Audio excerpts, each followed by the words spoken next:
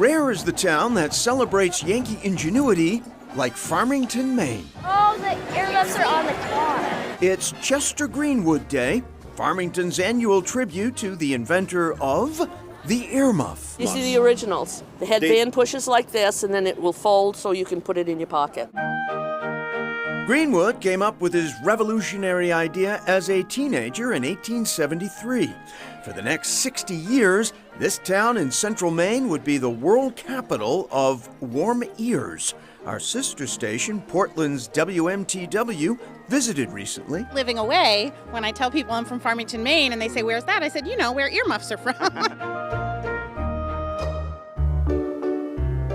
True fact. Many of the old Yankee inventions have yet to be improved on. Case in point, that tried and true apple parer still sold at the Vermont Country Store, a contraption that has inspired such devotion. There's even an apple parer museum online. Here, one finds hundreds of variations of this industrial age gadget. Sound a little screwy? Not to Jared Silbersher. This one is quite gizmotic. It's quite rare too. It's not as rare as that one, but it's nuts. Silbersher is a serious collector. His living room testifies to that. And yes, he did say the word gizmotic. I think it's subjective, but to me, it's scariness. It's all the silliness. Almost a burdensome amount of complexity. Silbersher owns one of the largest collections of these rare, complex gizmos. This is a rare apple slicer called the Monroe. Unfortunately, this is the only one known. His dining room table, where many an apple has come to a gruesome end. This is going to make a mess. Hacked, scalped, guillotined, and otherwise disemboweled by a swarm of these diabolically efficient devices. There's really no other part of the kitchen is as sexy as this. Like a snake skin there. Could have been a cobra. Along with antiques, Silbersher collects accents. Picked it up in a parking lot in Leominster. I met a guy there. Silbersher is recognized as a major force in the Apple Gizmo underground.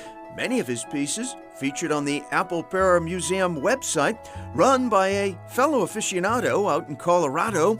But where did this mania for apple peeling all begin? Apparently, there was a Johnny Appleseed of apple parers, David H. Goodell. He took it upon himself to go on a 3-week tour across country to spread the name around, apple paring and in that. And in that 3-week period, he actually sold 2,000 dozen apple pears. We've come to Antrim, New Hampshire to learn about native son David H. Goodell, often credited with the invention of the all-in-one apple peeler. In the 1860s, his company employed hundreds in the old mill buildings that stand to this day in Antrim.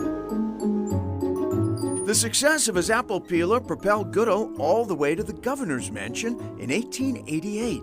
Neil Brown of the Antrim Historical Society tells us Goodell invented dozens of devices like bean cutters and cherry pitters, but apple parers remained, if you will forgive the term, his core business. He shipped tons of apple pears around the world.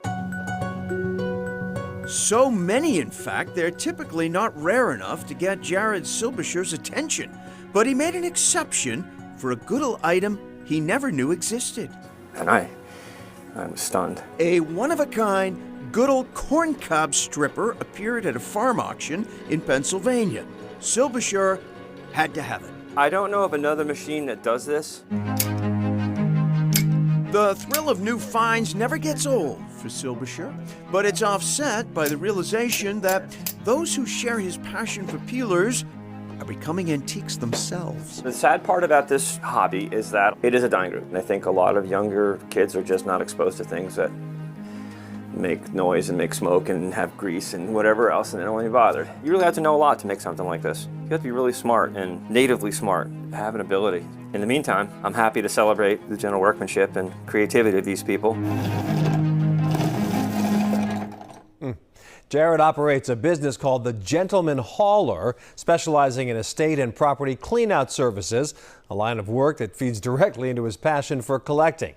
He got the bug for collecting with old carpentry tools, but once he got his first antique apple peeler, slicer, corer, there was no turning back. When he gets wind of a rare item, he'll drop anything and everything to try to get it.